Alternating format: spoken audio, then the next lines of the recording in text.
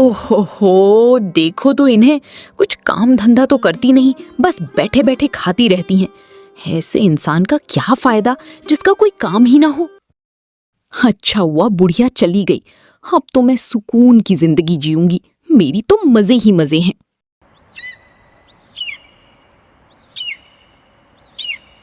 सीतापुर नामक एक छोटा सा प्यारा गांव था। वहाँ के रहने वाले राजू अपनी पत्नी मीना और उसके माँ के साथ एक छोटा सा घर में रहता था।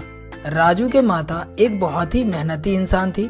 जब वह जवान थी, पाई पाई जोड़कर उसने कुछ धन इकट्ठा किया था। क्योंकि उसका उम्र बढ़ने के साथ साथ वह काम पर नहीं जा पाते, राजू की पत्नी उसे रोज कुछ न कुछ सुनाती रहती है। ओहो, देखो तो इन्हें, कुछ काम धंधा तो करती नहीं, बस बैठे बैठे खाती रहती हैं। ऐसे इंसान का क्या फायदा जिसका कोई काम ही ना हो। ऐसा कहकर मीना उधर से चली जाती है। राजू के माता अपने मन को दुखी करके बोलने लगते हैं, मैं बेचारी बूढ़ी औरत इसमें क्या ही कर सकती हूँ, मुझसे तो चला भी नहीं जाता। थोड़ी देर चलने से ही दिल की धड़कन तेज हो जाती है। हे ऊपर वाले, जितना जल्दी हो सके मुझे अपने पास बुला लो। इतने में ही राजू अपने घर आता है। वह अपने माता को रोते देखकर कुछ नहीं बोलता है। वह सीधा अपने पत्नी के पास चला जाता है। अरे मीना, माताजी क्यों रो रहे हैं? क्या ही बताऊं, आपको तो पता ही है कि माताजी ने जो धन जमा किया था वो धीरे धीरे खत्म हो रहा है। घर में जितने ज्यादा लोग होंगे उतना ज्यादा खर्च होगा।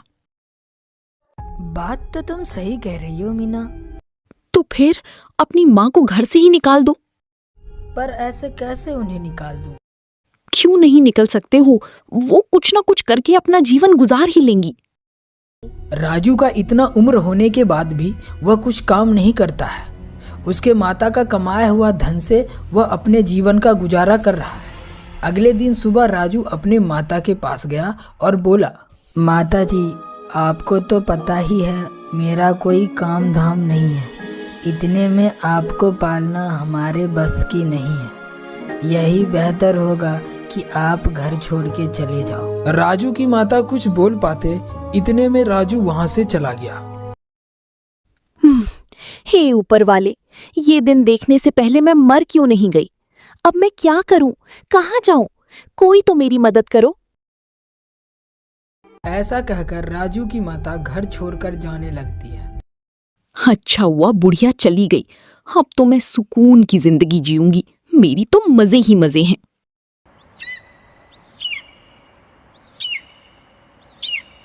राजू की माता एक जंगल के बीच से चलने लगती है। वहाँ एक बाबा को पेड़ के नीचे बैठा देखकर वो भी बाबा के पास जाकर बैठ जाती है। आपको देखकर ऐसा लग रहा है कि आप बहुत भूखे हैं। मेरे बेटे और बहू ने मुझे घर से निकाल दिया है, अब मैं क्या करूं, कहाँ जाऊं। मेरे पास आपको देने के लिए कुछ नहीं है, पर मैं आपको एक उपाय जरूर दे सकता हूँ। उपाय? कैसा उपाय? बाबा ने राजू के माता को एक उपाय दिया। वह फिर अपने घर की ओर चल पड़ी। अरे, आप तो घर छोड़कर चली गई थी, फिर वापस क्यों आ गई? जाने से पहले एक बात बतानी थी। क्या बात है, बोलो। गुप्त धन। क्या गुप्त धन? एक गुप्त धन है। तुम्हारे दादाजी उसे तुम्हारे लिए छोड़ कर गए थे। उन्होंने कहा था कि जब मेरा अंतिम समय नजदीक आए तभी मैं तुम्हें इसके बारे में बताऊं। जितने दिन मैं जीवित रहूंगी उस धन का मूल्य उतना ही बढ़ेगा। क्या? जितना दिन जाएगा उतना मूल्य बढ़ेगा? अरे अरे माँ जी, आप कहीं नहीं जाएंगी, आप हमारे साथ ही रहेंगी, और अभी उस धन के बारे में मत बताइए। ठीक है, जैसी तुम लोगों की इच्छा। राजू अपने पत्नी से कहता है, अरे मीना, अच्छा खासा जा रही थी और गुप्त धन के बारे में भी बता रही थी, तो भला तुमने उसे रोका क्यों? अरे आपको कोई दिमाग है या नहीं? आपने सुना नहीं, जितने दिन वे जिंदा रहेंगी धन का मूल्य उतना बढ़ेगा। हाँ, बात तो तुम सही कह रही हो। अब आप कोई काम धंधा ढूंढिए, नहीं तो हम सबका गुजारा कैसे होगा। हाँ, मैं अभी जाता हूँ। ऐसा कहकर राजू काम के तलाश में निकल जाता है और उसे काम भी मिल जाता है। राजू अब पहले से ज्यादा काम करने लगे हैं और बहुत पैसा भी कमाने लगे हैं। यह देखकर राजू की पत्नी और माता दोनों बहुत खुश होते हैं।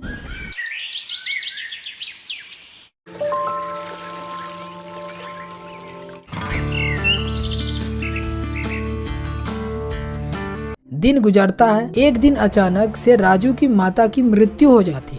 हे भगवान, बिड़िया को इतनी जल्दी क्यों चली गई? कम से कम गुप्त धन के बारे में तो बता जाती। अब हमारा क्या होगा? राजू को अब सब समझ आ जाता है। दुखी मत हो, मुझे मिल गया धन। सच? आपको मिला कहाँ है? कहाँ है वो धन? मुझे भी बताइए। माताजी हमारे महान थे, उन्होंने धन तो उसी दिन दे दिया था जिस दिन वह हमारे घर लौट कर आए। मैं कुछ समझी नहीं। हाँ मीना, तुमने नहीं देखा क्या? उस दिन से मैं कितना मेहनत कर रहा हूँ और मेहनत करके बहुत पैसा भी कमा रहा हूँ। यही तो है धन। अब से मैं और मेहनत करूँगा और ज्यादा धन कमाऊंगा। अब मैं समझ गई।